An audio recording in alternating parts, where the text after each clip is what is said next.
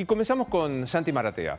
Santi Maratea es, para aquellos que no lo conozcan, alguno no debe conocerlo, es un influencer, un chico que empezó a utilizar las redes para trabajar, él vive exactamente de esto, pero luego comenzó a ponerle una cuota enorme de solidaridad, haciendo colectas. ¿Se acuerdan de los incendios de Corrientes? Recolectó mucho más dinero, mucho más rápido, mucho más ágil y transparente que los gobiernos, y en tantas otras situaciones de medicamentos para niños. Cuando estuvo aquí, hizo un poco una crítica al trabajo de los medios de comunicación, que nosotros escuchamos con atención, diciendo, hay temas que ustedes no cuentan. Y, por ejemplo, habló del chineo. Yo confieso que nunca había escuchado hablar. ¿Habías escuchado hablar del chineo? No, me sorprendió cuando lo contaste y coincidía con vos, que no, digamos, a veces no entendía. Yo le trataba de decir, hay veces que nosotros no cubrimos una información, no porque estamos sesgados por algún interés, sino porque no llegamos a conocerlo. Y esto sucede cuando vos trazás una agenda periodística. Digo, hoy tenemos que hablar del dólar. Y el dólar ocupa mucho espacio que por ahí no deja hablar de Independiente, en el caso del rifle o cualquier otro tema. Pero escuchalo a Maratea hace 2 semanas, que contaba de una experiencia horrorosa que existe en nuestro país y que es el chineo. Tirame un par de temas de lo que vos decís, che, esto, me dijiste, la el tala. Chineo. ¿La qué, perdón? ¿Saben lo que es el chineo? No. Esta práctica de violación en el norte, donde criollos secuestran, compran por ahí a cambio de una vaca o 2, una nena de una comunidad indígena originaria, después de su primera menstruación. Y la violan, la matan, a veces la dejan tirada en la ruta, a veces la secuestran, la esclavizan, o en algunos casos la devuelven, pero en muy pocos. Esto pasa hoy. Sí.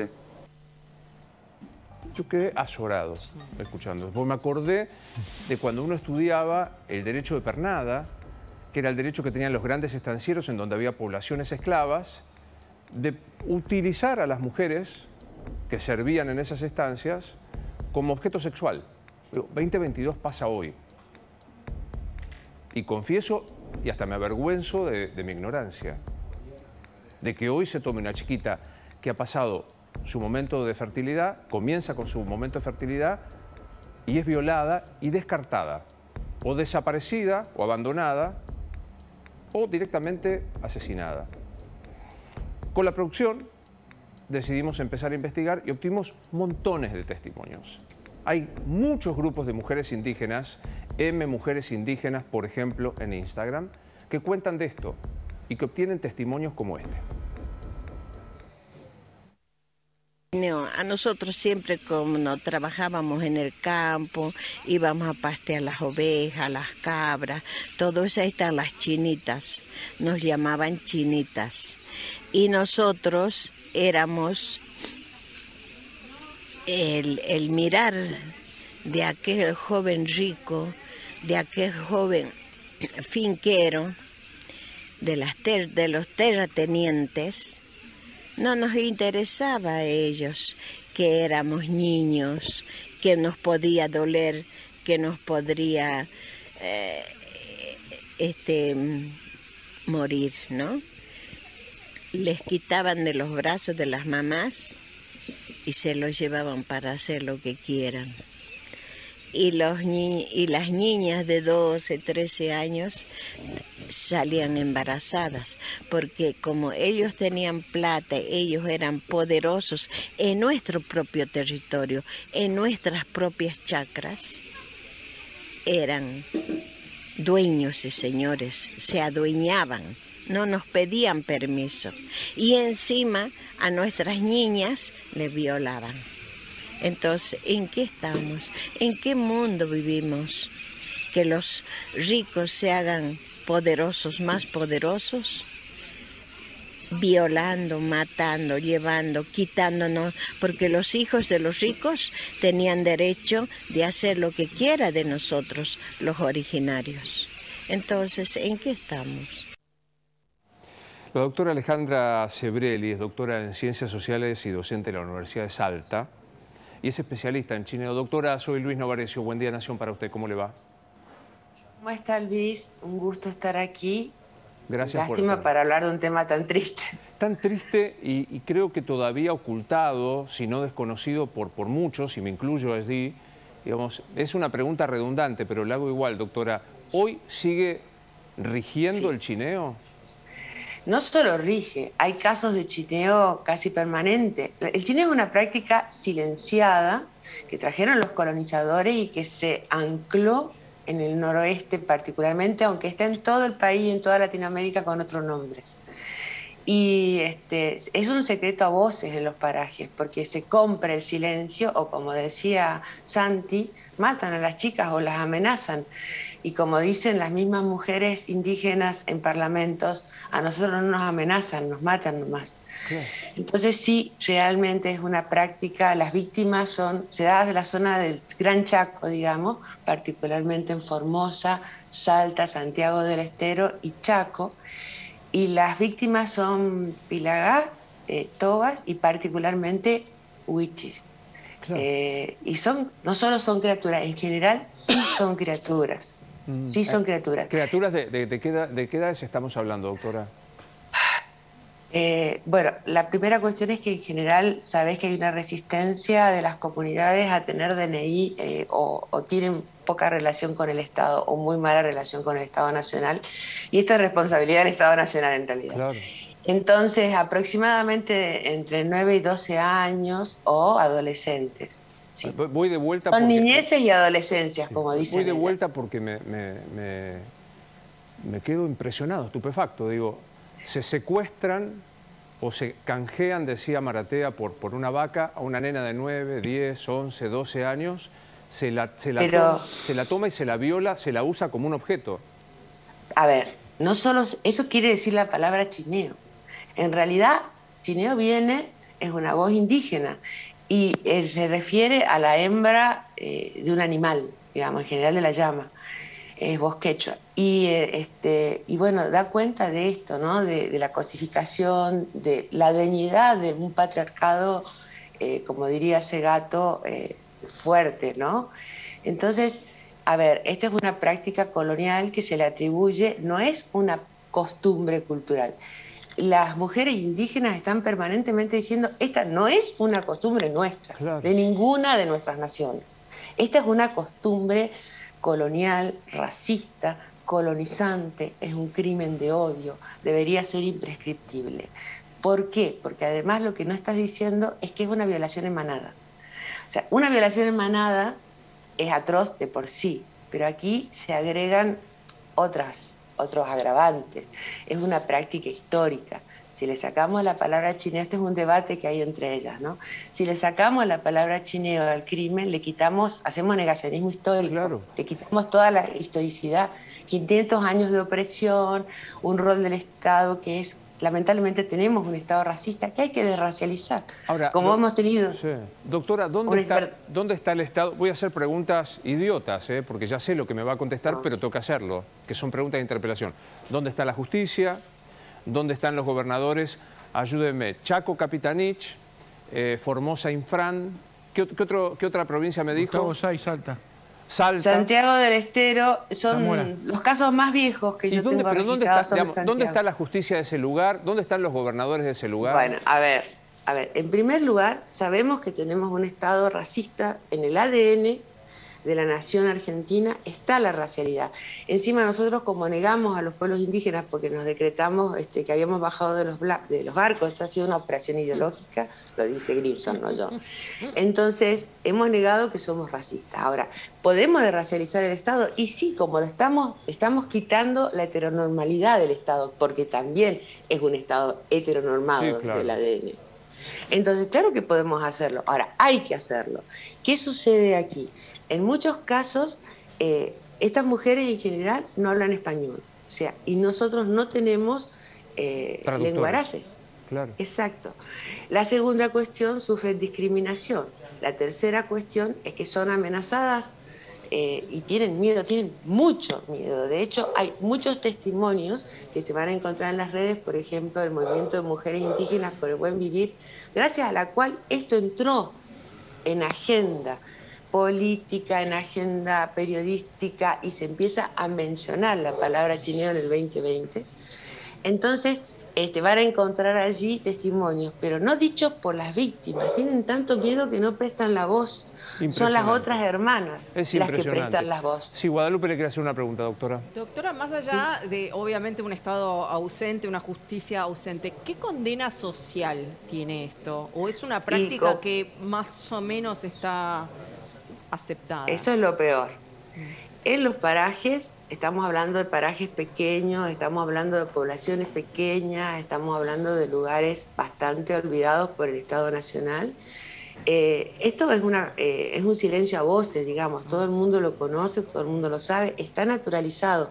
Por eso también, porque es una práctica de iniciación sexual de quienes se autoperciben como criollos. Ellos se dicen, salen a cazar chinitas, es una atrocidad. Pero es la vieja historia colonial, voy a usar toda una serie de terminologías que detesto, de hacer debutar al hijo blanco con alguna de estas mujeres sometidas a esclavitud, a cosificadas. ¿El Ministerio de la Mujer ayuda, colabora? Sí, está participando, está colaborando gracias... A ver, vamos a volver a decir, esto no se conocía. Esto se conocía a voces. Yo vengo hablando de esto, algunas periodistas como Elena Corbalán de Salta también, pero nadie nos creía, nadie nos conocía, porque es que es increíble que esto siga sucediendo ahora. Entonces, estas mujeres de este movimiento, en el 2020, nos llaman para iniciar una campaña que ellas denominaron Basta de Chineo, y que pese al COVID se hizo y lo puso en agenda. Ahí el Ministerio de Mujeres y Diversidad, el INADI hizo una serie de conversatorios donde trajo especialistas, porque hay muy pocos casos que llegan a juicio. Claro. Pero hay uno muy sonado, que es el caso de la niña Juana, una criatura wichí entre 9 y 12 años, discapacitada, violada por 8 varones criollos en el departamento de Rivadavia, en Salta, en diciembre del 2015, y que recibió un juicio en el 2019. Sus perpetradores, los que eran 8 mayores y los 2 menores, recibieron 17 años de condena. Bueno, estamos hablando con la doctora Sebrelli. Por ahí hay gente que se va sumando y no puede dar crédito a lo que está escuchando. Hoy, julio 2022, sigue funcionando el chineo, que es tomar a una niña después de los 9, 10 años como un objeto de las comunidades wichí y pilagá, violarla y luego descartarla. Sí, Guadalupe, querías preguntarle. No, me están recordando que en el caso María Soledad Morales, un testimonio que está en la causa, decía que en la peluquería la madre de Luque dijo se le murió una chinita a Luis. Claro.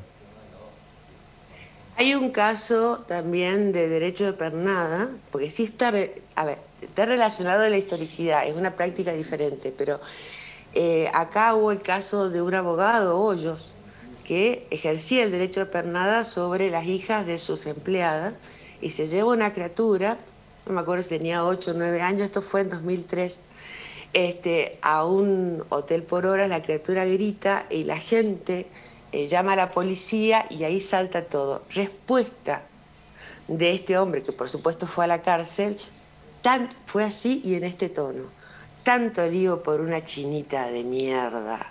O sea, son cosas no solo increíbles, son aberrantes. Las mujeres indígenas lo consideran un crimen de odio imprescriptible, que además debe ser comunicado, la sociedad no puede reaccionar sobre lo que es invisible. Claro. Por eso una de mis funciones es esta: llegar a la gente y contarles de qué se trata. Lo mismo que ha hecho Santri. Contarles, esto existe, señores, ¿qué vamos a hacer como ciudadanos y ciudadanas? No, aparte estamos hablando con usted, doctora. Es impactante la cantidad de mensajes que recibimos de algunos colectivos de mujeres que cuentan que es imposible, que muchas veces no llega al tribunal, porque es imposible el acceso de estas mujeres al tribunal. Por lo que usted decía, por la dificultad idiomática, por la costumbre totalmente diversa, que es una persona de acercarse a las amenazas. Y las amenazas. Pero además porque muchas veces los perpetradores son o los gendarmes o los hijos de gendarmes o la policía o el hijo del intendente. ¿Quiénes son las personas poderosas del pueblo. Porque estamos hablando de parajes pequeños. Claro. Entonces, ¿quiénes son las personas? Los dueños de la finca, el hijo de... Estoy diciendo cosas que no necesariamente implican, por favor, a ninguna persona. Los hijos de algún funcionario local. Entonces, esto queda callado. Quiero contar un caso. El primer caso que yo leo, lo leo porque yo soy analista del discurso. Recién ahora estoy trabajando con estas mujeres y acompañándolas cuando me llaman. Pero el primer caso lo leo por un artículo de Elena Corbalán que sale en Otros Territorios, que era como una especie de suplemento de un diario pequeño que se llama muy particular de Salta, que es el Diario Chiquito de Salta.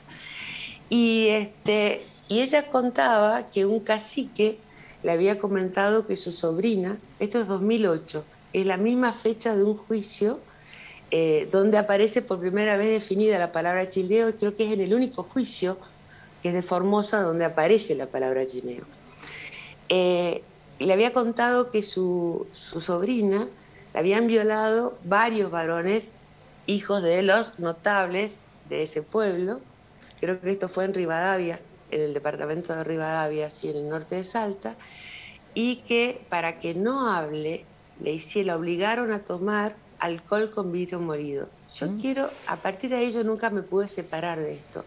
Yo quiero que alguien se imagine la muerte de esa No, es tremendo, es tremendo. Insisto, hay muy poquitos casos porque no llegan, porque las amenazan, porque tienen miedo, porque no...